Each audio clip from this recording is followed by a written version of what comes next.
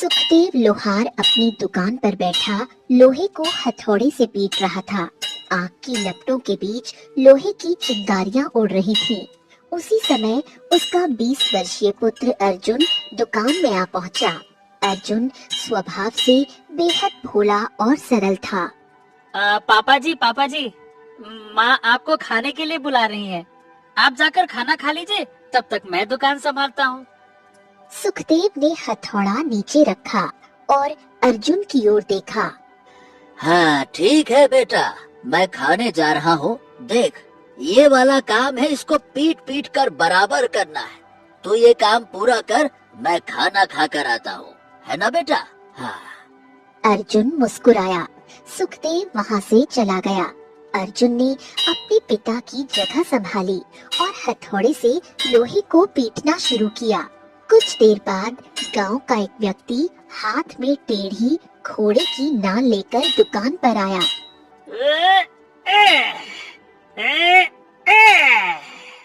अर्जुन, सुन, कल तेरे पिताजी से ये घोड़े की नाल ठीक करवाई थी, लेकिन देख तो ये टेढ़ी हो गई है।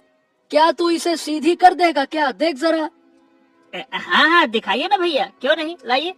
अर्जुन ने नाल को सीधा करने का प्रयास किया। काफी देर की मेहनत और मशक्कत के बाद नाल सही हो गई। उसने नाल उस व्यक्ति को पकड़ा दी। व्यक्ति जाने लगा।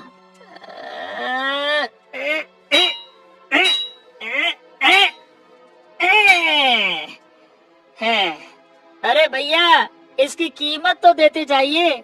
मैंने काफी मेहनत करके आपकी टेढ़ी नाल सही की है। अरे वाह वाह वाह वाह वाह, बड़े ही विचित्र लोहार हो तुम। कल तुम्हारे पिताजी से ये नाल ठीक करवाई थी, शायद वो भूल गए कि इसे पूरी तरह से सीधा भी करना है। ए भाई, मैं कल पूरी कीमत दे चुका हूँ, लेकिन मुझे काम पूरा आज मिला है, समझ गए? अगर तुम दोबारा कीमत लेना चाहते हो तो बताओ फिर। नहीं, अगर ऐसी बात है तो आप ले जा सकते हैं नाल, कोई बात नहीं। व्यक्ति हंसा और वहाँ से चला गया। कुछ देर बाद सुखदेव दुकान पर लौटा। उसने चारों ओर देखा। अरे ये क्या बेटा? मैंने तुमसे कहा था कि मेरे आने से पहले ये सीधा करने वाला काम पूरा कर लेना। क्या तुम अब तक आराम कर रहे थे क्या? अर्जुन ने पूरी घटना बता दी। तो ये बात है पिताजी, और इस तरह से मैंने उसकी टेढ़ी नाल को सही कर दिया। ये सुनते ही सुखदेव का चेहरा सख्त हो गया। अर्जुन, भोलेपन की भी हद होती है। अरे हद से ज्यादा भोलापन ठीक नहीं होता। एक बार मुझसे पूछ तो लिया होता। और ज्यादा भोले बने फिरोगे ना तो दुनिया ऐसे मनुष्यों को निकम्मा समझती है, बेवकूफ समझती है। उसने तुमसे झूठ बोला और काम करवा के चला गया। कल मेरी दुकान पर कोई ग्राहक नहीं आया था। अर्जुन चौंक गया। तुम्हें गांव का हर कोई बेवकूफ बनाकर चला जाता है और तुम इतना सा मुंह लेकर यहाँ मेरे सामने खड़े रहते हो कि अब क्या करें। अरे आखिर तुम इतने सीधे हो क्यों? नहीं तो चलो जाओ यहाँ से, जाओ, काम करने दो मुझे, भागो यहाँ से।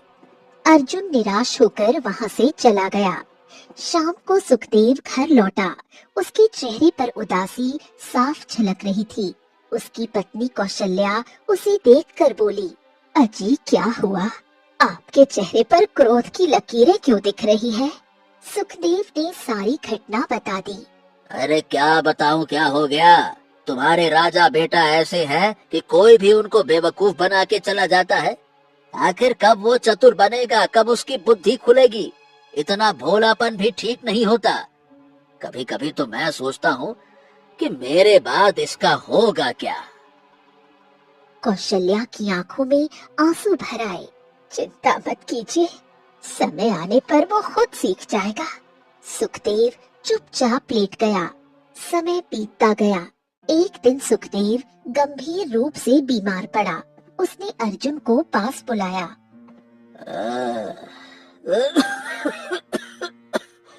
अरे ए बेटा, मुझे नहीं लगता कि अब मैं ज्यादा समय तक जी पाऊंगा। जाने से पहले एक बात समझा देना चाहता हूँ।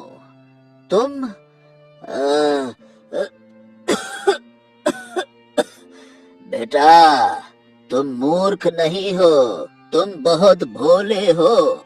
अगर तुम चतुर नहीं बने तो ये दुनिया तुम्हें तोड़ देगी बेटा। हर कोई तुम्हारा फायदा उठाएगा और तुम एक दिन अकेले पड़ जाओगे बेटा। समझ रहे हो ना? हाँ? हाँ हाँ जी पिताजी, मैं समझ रहा हूँ। कुछ दिनों बाद सुखदेव ने इस संसार को अलविदा कहा। सारी जिम्मेदारी अर्जुन पर आ गई। अर्जुन ने पिता की दुकान संभाली, लेकिन ग्राहक कमाते एक दिन जमींदार दुकान पर पहुंचा। अरे बेटा अर्जुन, ओ बेटा, मैं देखता हूँ कि तुम यहाँ दिन भर बैठे रहते हो। भाई, सुखदेव के जाने के बाद कोई ग्राहक भी नहीं आता है, और जो आता भी है तुम्हें मूर्ख बनाकर चला जाता है। ए भाई, इस तरह से तो भूखे मरने की नौबत आ जाएगी। है, कभी सोचा है इस बारे में?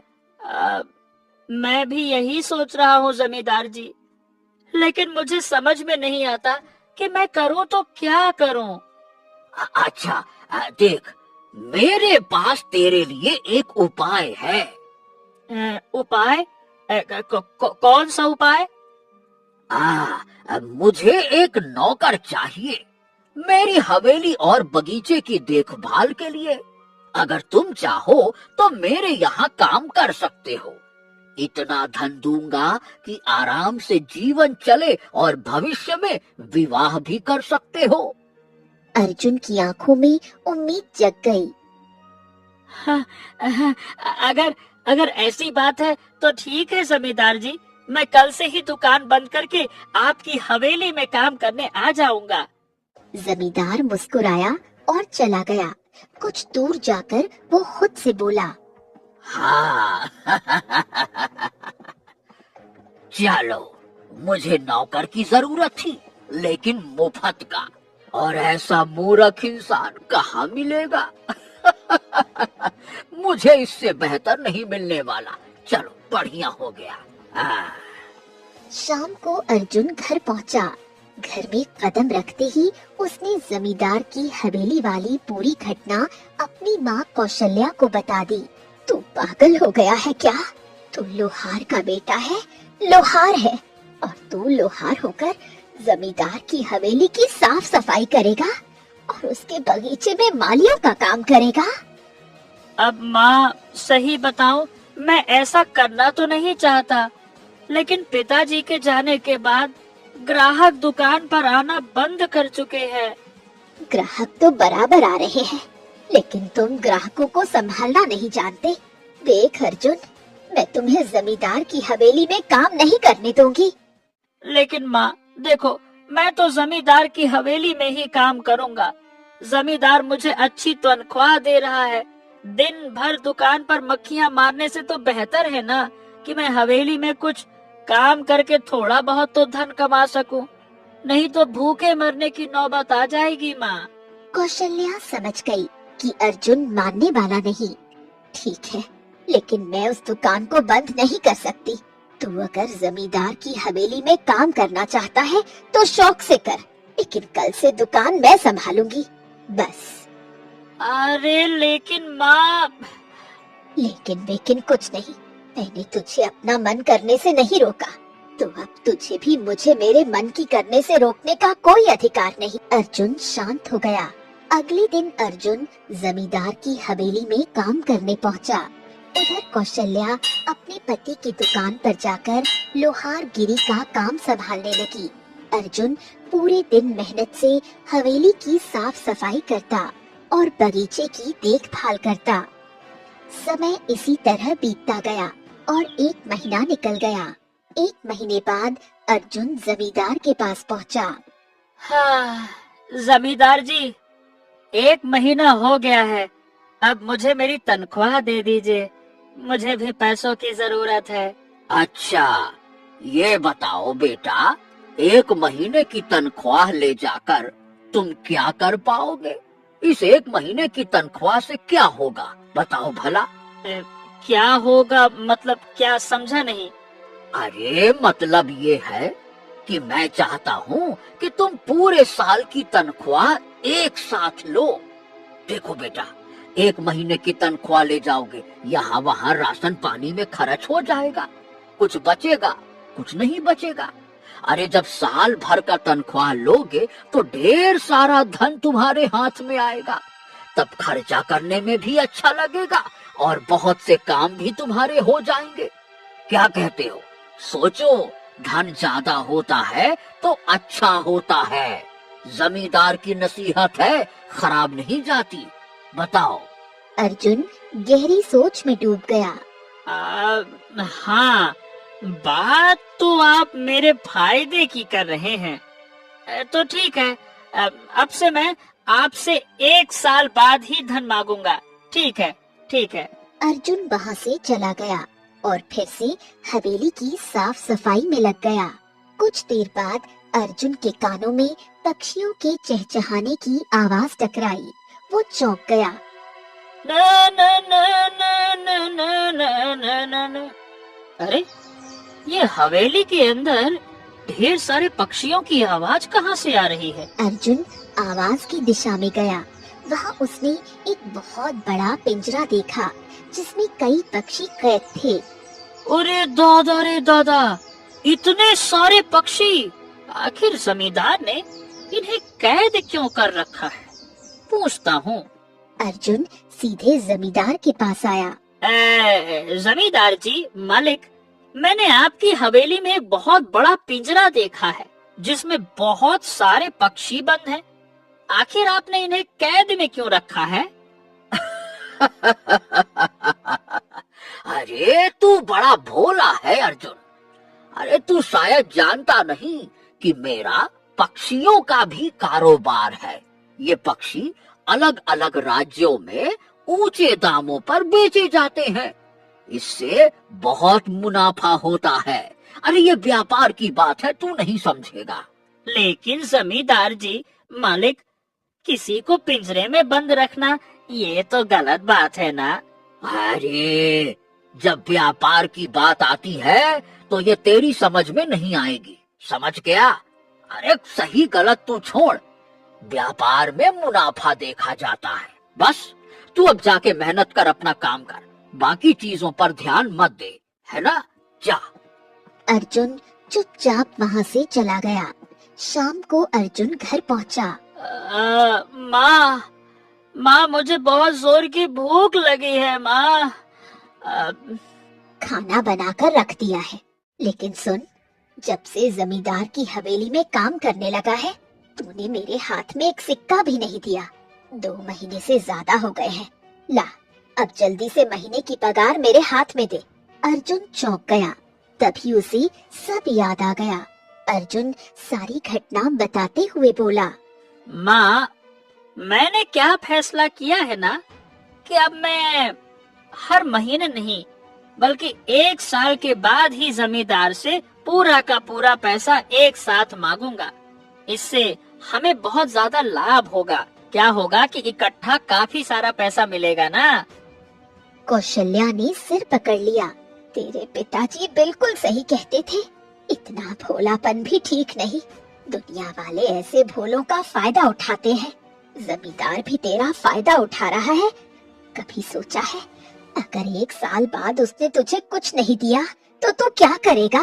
नहीं नहीं नहीं नहीं नहीं माँ, जमींदार जी मतलब मेरे मालिक बहुत अच्छे आदमी हैं। उन्होंने वचन दिया है, कसम खाई है, वो जरूर निभाएंगे। हाँ। कौशल्या कुछ नहीं बोली और चुपचाप वहाँ से चली गई। समय बीतता गया और पूरा 1 वर्ष निकल गया। जमींदार अपनी हवेली के आंगन में बैठा हुआ था। तभी उसकी नजर अर्जुन पर पड़ी, जो उसकी ओर आता हुआ दिखाई दिया। जमींदार चौंक गया और मन ही मन सोचने लगा कि कहीं अर्जुन 1 साल की तनख्वाह मांगने तो नहीं आ गया। जमींदार जी, मैंने फैसला कर लिया है कि मैं आपकी हवेली में 2 साल और मेहनत से काम करूंगा। इस तरह पूरे 3 साल हो जाएंगे। आप 3 साल की तनख्वाह मुझे एक साथ दे देना। जब मैं 3 साल की इकट्ठी रकम अपने माँ के हाथ में रखूंगा ना वो बड़ी खुश हो जाएगी। जमींदार मन ही मन मुस्कुराया। बाप रे बाप, मैं तो बेवजह डर रहा था, ये तो बहुत ही बड़ा मूर्ख निकला। इससे बड़ा मूर्ख तो मैंने अपने जीवन में नहीं देखा। जा बेटा जा, मन लगा कर काम कर, मुझे क्या दिक्कत है। अब शाबाश मेरे बेटे, तू बड़ा होशियार है। तेरी जैसी बुद्धि मैंने गांव में किसी की नहीं देखी। जा, बिल्कुल सही फैसला किया तूने। जा जा जा जा, मन लगा के काम कर, जा। अर्जुन चुपचाप वहाँ से चला गया। समय बीतता गया। 2 साल और निकल गए। 3 साल पूरे होने के बाद अर्जुन फिर जमींदार के पास पहुँचा। हाँ जमींदार जी, अब देखिए, मुझे आपकी हवेली में काम करते करते 3 साल हो चुके हैं। अब तो मुझे 3 साल की इकट्ठी रकम दे दीजिए। अब मेरी माँ खुश हो जाएगी जब मैं दूंगा उसको पैसे। लाइए, दे दीजिए। जमींदार चौंक गया। उसने अपनी जेब में हाथ डाला और 3 सिक्के निकाल लिए। 1 2 3। हाँ, ये तुम्हारे 3 साल की मेहनत, रखो इसको। बहुत अच्छे रखो। 1 2 3, ये क्या, केवल 3 सिक्के? अरे अर्जुन, ये 3 सिक्के ही तो तुम्हारी 3 साल की जमा पूंजी है बेटा। हाँ, और ये 3 सिक्के बहुत ज्यादा होते हैं, बहुत ज्यादा। अब फिर तूने मुझे काम करने से पहले क्या तय किया था कि तू कितने में काम करेगा? बता, कितने में तय किया था, बता। अर्जुन गहरी सोच में डूब गया। मतलब हाँ, बात तो तुम सही कह रहे हो मालिक। मैंने पहले से तो कुछ तय ही नहीं किया था। हाँ, ठीक है। अब समझे कि मैंने तुम्हें 3 साल की मेहनत तुम्हारे हाथ में पूरी की पूरी दे दी, है ना? अब जाओ बेटा, अब कल से काम पर मत आना। जैसा कि तुमने कहा था, तुम केवल 3 साल तक ही काम करोगे। जाओ, अपनी माँ को खुश करो और अपनी माँ के साथ खुशी खुशी रहो। अब 3 रुपए से कोई बड़ा व्यापार करो, काम करो। जीवन भर मेरे यहाँ थोड़ी काम करोगे, है ना? जाओ, खूब तरक्की करो, खूब आगे बढ़ो, जाओ। अर्जुन मुस्कुराया और वहाँ से चला गया। अर्जुन सीधे अपनी माँ के पास पहुँचा और 3 सिक्के उनके हाथ में रख दिए। माँ, ये मेरी 3 साल की मेहनत है, ये देखो। 3 सिक्के देखकर कौशल्या का खून खौल उठा। ये तो क्या लेकर आया है? 3 साल की मेहनत है या 3 घंटे की? अर्जुन चौंक गया। ये आप कैसी बात कर रही हो माँ? अर्जुन ने जमींदार के साथ हुई पूरी बातचीत अपनी माँ को बता दी। कौशल्या ने अपने सिर पर हाथ मारा। तेरे पिताजी बिल्कुल सही कहते थे, इतना भोलापन ठीक नहीं। दुनिया वाले ऐसे लोगों का फायदा उठाते हैं। जमींदार ने भी तेरा फायदा उठाया। अब तक मैं समझती थी कि तू भोला है, सीधा है, लेकिन तू ना भोला है ना सीधा। तू मूर्ख है, बेकार है। जिस दिन मैंने तुझे अपनी कोख से जन्म दिया था, उस दिन पर मुझे अफसोस हो रहा है। अपने 3 सिक्के उठा और यहाँ से दफा हो जा, और दोबारा इस घर में तभी कदम रखना जब अपने दिमाग में थोड़ी अक्ल पैदा कर लेना। अर्जुन की आंखों में आंसू भर आए। उसने चुपचाप 3 सिक्के उठाए और घर से बाहर निकल गया। अर्जुन जंगल में जाकर बैठ गया और फूट फूट कर रोने लगा।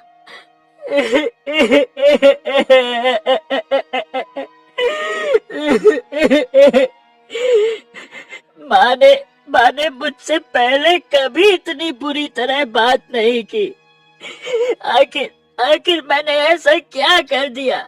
मैं तो ये 3 सिक्के ये सोच कर लाया था कि जब 3 साल की मेहनत उनके हाथ में रखूंगा तो वो खुश हो जाएगी।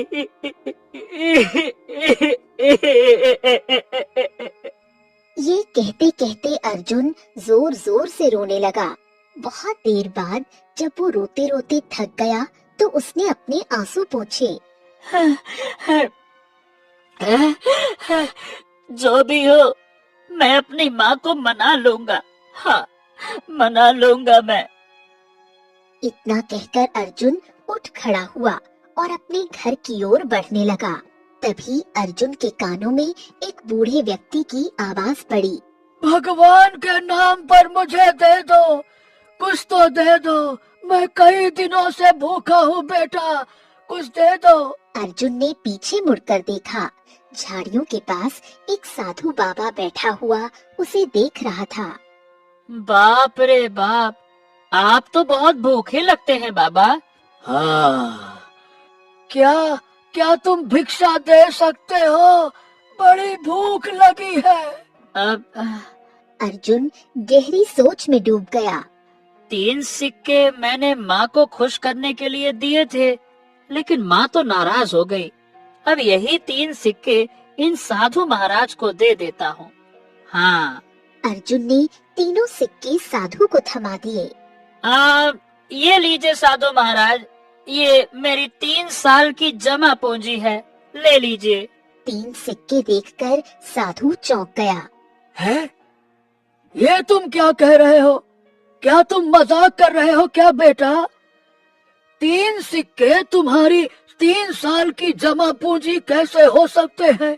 हैं? अर्जुन की आंखों से आंसू बहने लगे। उसने शुरू से अंत तक सारी घटना साधु को सुना दी।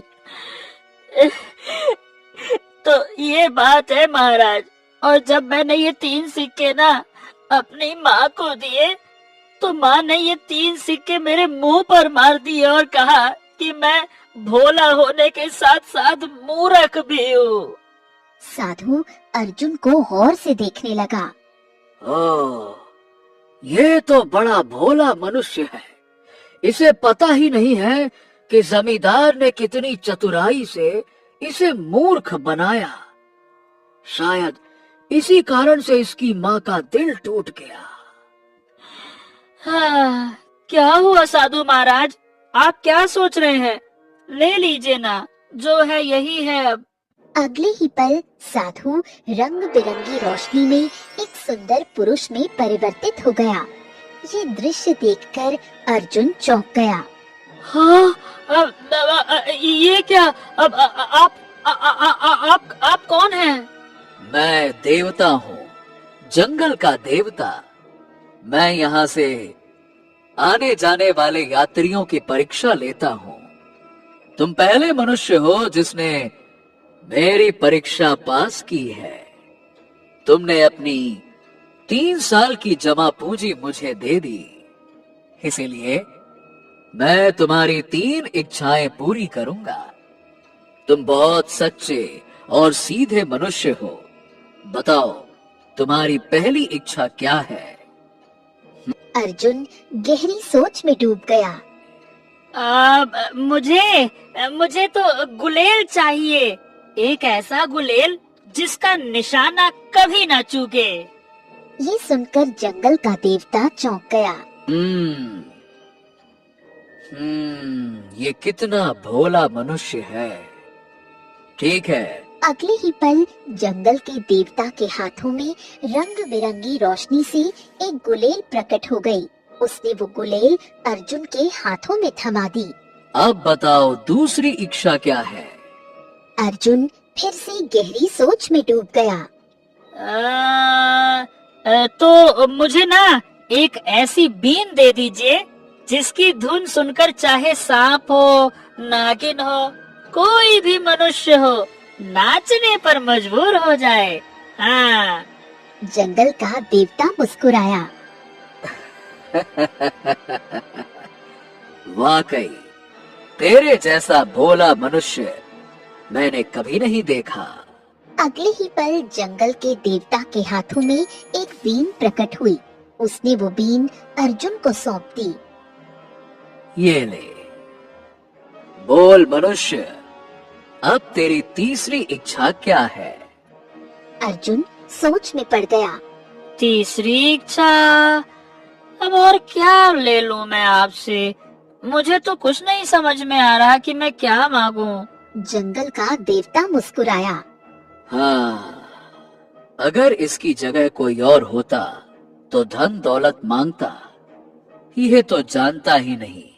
बच्चा, बेटा, तीसरी इच्छा में बुद्धि मांगो।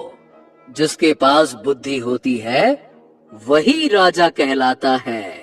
ये सुनते ही अर्जुन के दिमाग में जैसे बिजली कौंध गई। हाँ, जब मेरी माँ ने मुझे घर से निकाला था तब उन्होंने यही कहा था कि अब घर में तभी कदम रखना जब मेरे में थोड़ी अकल आ जाए।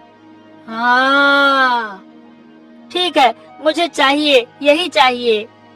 जंगल के देवता के हाथों से रंग बिरंगी किरणें निकली जो सीधे अर्जुन के मस्तिष्क में समा गईं। अगले ही पल अर्जुन की सोच बदल चुकी थी। जंगल का देवता मुस्कुराया और वहाँ से अदृश्य हो गया। अर्जुन ने गुलेल और बीन को देखा और एक वृक्ष के नीचे बैठ गया। गुलेल और बीन? क्या सच में मैंने ये मांगा है? छी छी छी छी छी।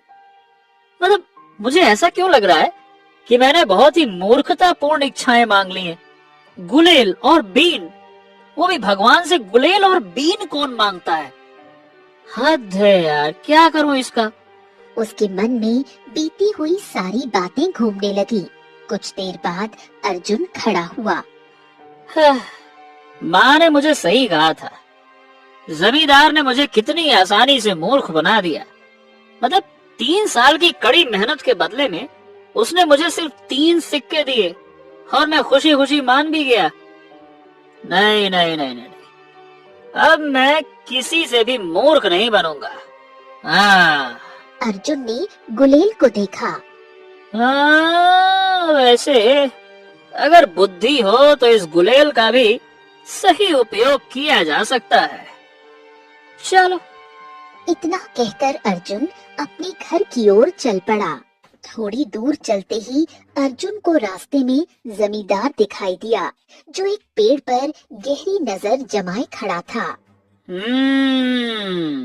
जमींदार, आखिर तुम इस पेड़ को इतने ध्यान से क्यों देख रहे हो? क्या चक्कर है? जमींदार ने अर्जुन को देखा। उसके हाथ में गुलेल और बीन देखकर वो चौंक गया। अरे, ये मूर्ख तो यहाँ भी मिल गया। और बेटा अर्जुन, कैसे हो?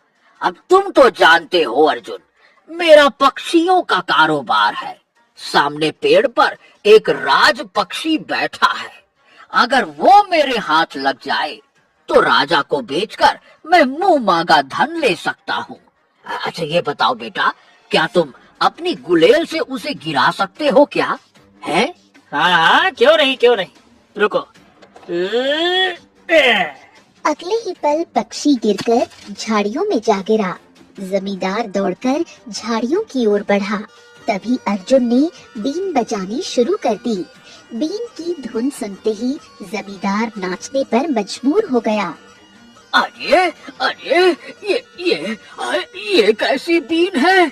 इसकी धुन सुनकर मेरा तो शरीर अरे खुद ब खुद नाच रहा है।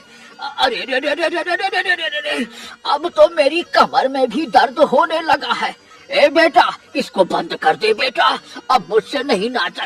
अरे रे रे अरे रे अरे रे रे, अब नहीं नाचा जा रहा है, कमर टूट जाएगी बेटा, बंद कर दे।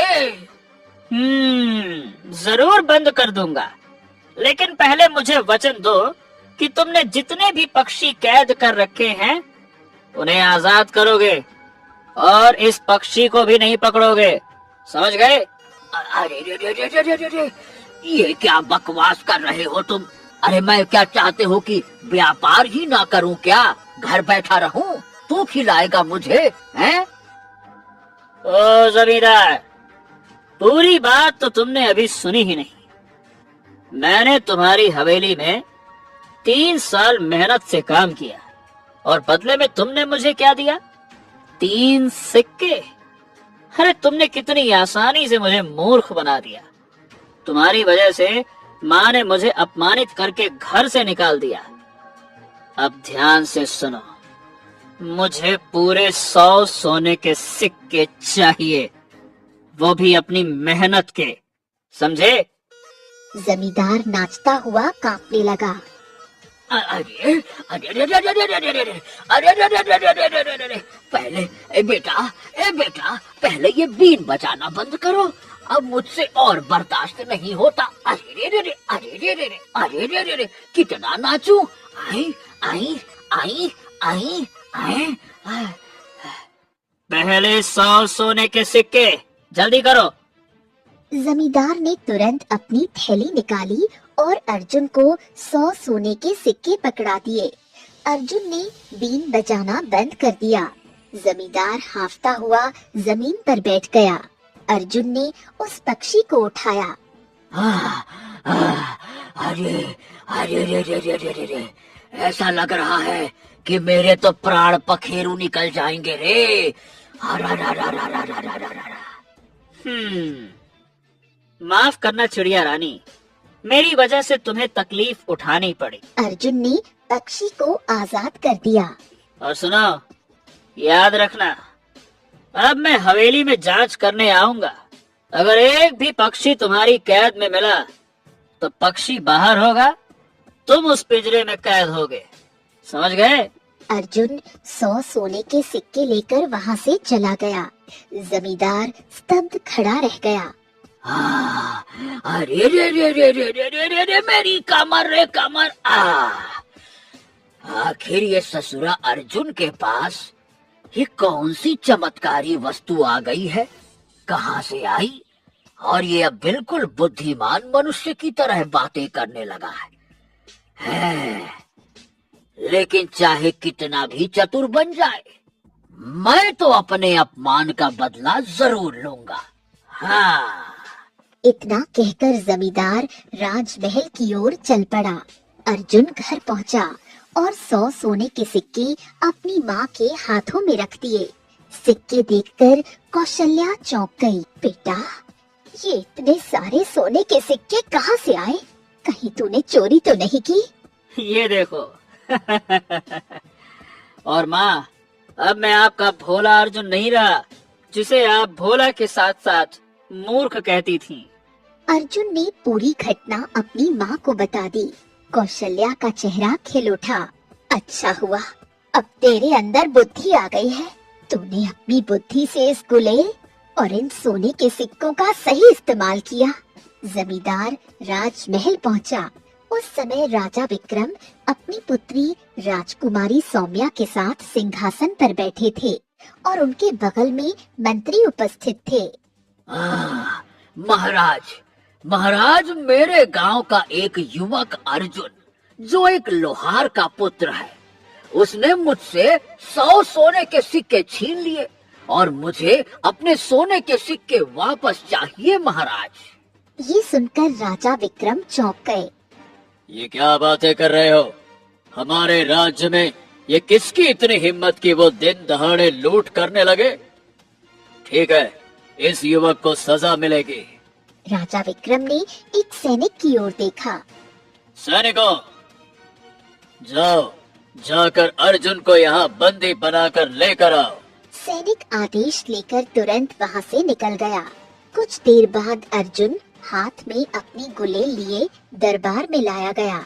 हाँ, जमींदार ने तुम्हारे ऊपर आरोप लगाया है कि तुमने इसके 100 सोने के सिक्के छीन लिए। क्या ये सच है? ये बिल्कुल झूठ है महाराज। मैंने 3 साल इसकी हवेली में गुलामों की तरह काम किया। मैंने केवल अपनी मजदूरी ली है महाराज, छीना नहीं है, अपना हक लिया है।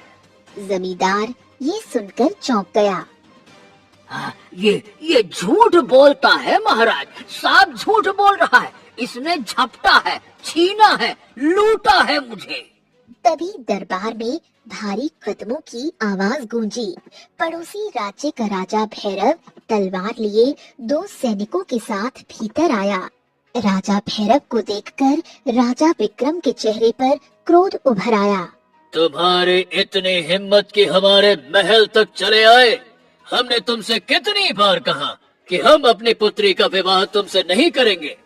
तुम मेरी उम्र के हो, बूढ़े हो चुके हो, और हमारी पुत्री जवान है, फिर तुम उससे विवाह करने का सोच भी कैसे सकते हो?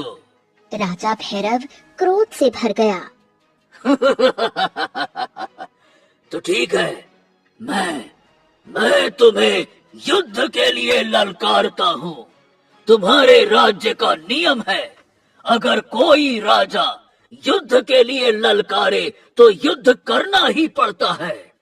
अगर मैं हार गया तो चुपचाप लौट जाऊंगा, लेकिन अगर तुम हार गए तो तुम्हें अपनी पुत्री का विवाह मुझसे करना होगा।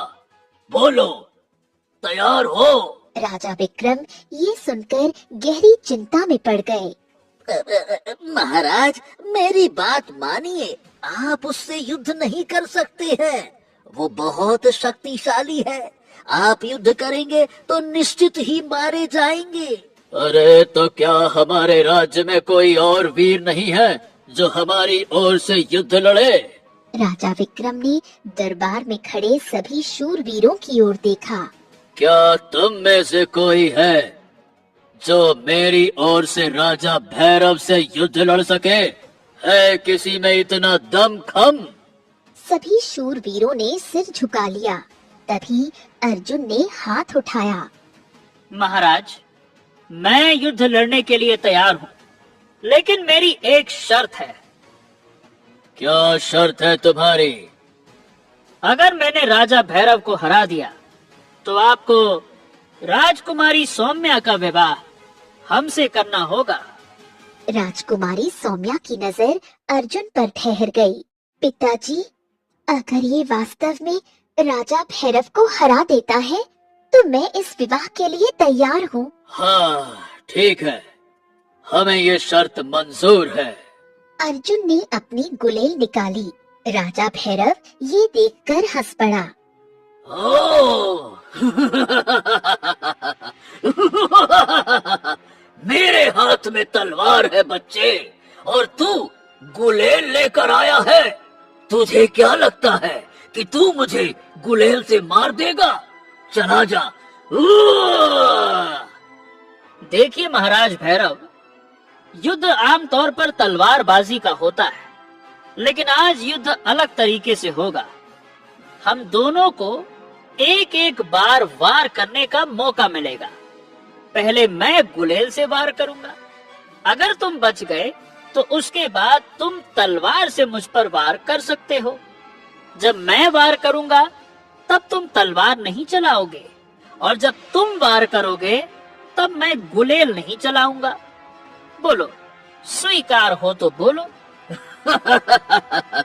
स्वीकार है। ऐसी बेवकूफी भरी शर्त कौन मना करेगा? स्वीकार है, लेकिन याद रखना, गुलेल का वार मेरी आंखों में नहीं होना चाहिए, बाकी शरीर के किसी भी हिस्से में कर लेना। चलो। अर्जुन ने गुलेल में एक छोटा सा पत्थर रखा और पूरी ताकत से वार किया। पत्थर राजा भैरव के शरीर से टकराया। अगले ही पल राजा भैरव लड़खड़ाकर जमीन पर गिर पड़ा। उसके मुंह से खून बहने लगा और उसकी सांसें थम गईं। उसके दोनों सैनिक घबरा गए और जमीन पर झुक गए। हम हार मानते हैं। हाँ, हम क्षमा मांगते हैं। हम भी हार मानते हैं। क्षमा करो, क्षमा करो। राजा विक्रम अवाक रह गए। वाह वाह वाह, तुमने एक गुलेल में इतने शक्तिशाली राजा को पराजित कर दिया। वाकई तुम्हारी बुद्धि का कोई जवाब नहीं। अर्जुन ने राजा विक्रम को शुरू से अंत तक पूरी कहानी सुना दी। अपने भोलेपन, जमींदार की चाल, माँ का घर से निकालना और जंगल के देवता का वरदान। राजा विक्रम प्रभावित हो गया। जमींदार, अर्जुन सत्य कह रहा है। जमींदार ने नजरें झुका ली। मुझे क्षमा कर दीजिए महाराज, गलती हो गई मुझसे, गलती हो गई। दफा हो जाओ यहाँ से धोखेबाज कहीं के, निकलो और दोबारा मेरे महल के आसपास भी दिखाई मत देना। और जिन चिड़ियों को तुमने कैद कर रखा है उन्हें तुरंत आजाद करो, वरना वही पिंजरा तुम्हारी सजा बनेगा। जाओ यहाँ से, दफा हो जाओ। जमींदार मुंह लटकाकर वहां से चला गया। राजा विक्रम अर्जुन की ओर देखकर मुस्कुराया। अर्जुन बेटे, हम आपका विवाह अपनी पुत्री से करेंगे और तुम्हें इस राज्य का राजा भी घोषित करते हैं। तुम्हारे पास बुद्धि भी है और साहस भी है। कुछ समय बाद अर्जुन और राजकुमारी सौम्या का विवाह धूमधाम से संपन्न हुआ। राजा विक्रम ने अर्जुन को राज्य का राजा घोषित कर दिया। अर्जुन अपनी पत्नी सौम्या के साथ अपनी माँ कौशल्या के पास पहुँचा और पूरी घटना सुना दी। कौशल्या की आंखों में आंसू आ गए। चलो माँ, अब तुम्हारे दुख भरे दिन समाप्त हुए। अब आपका बेटा बुद्धिमान भी है और इस राज्य का राजा भी है। चलो माँ, आओ। काश काश तेरे पिता जीवित होते। उन्हें कितना गर्व होता कि उनका भोला बेटा राजा बन गया। अर्जुन मुस्कुराया और अपनी माँ को साथ लेकर महल लौट आया। ये कहानी थी एक ऐसे लोहार के बेटे की जिसे लोग मूर्ख समझते रहे, लेकिन जब बुद्धि जागी तो वही लोहार राजा बन गया। तो दोस्तों, कहानी कैसी लगी कमेंट बॉक्स में जरूर बताइए। चैनल को जरूर सब्सक्राइब कीजिए।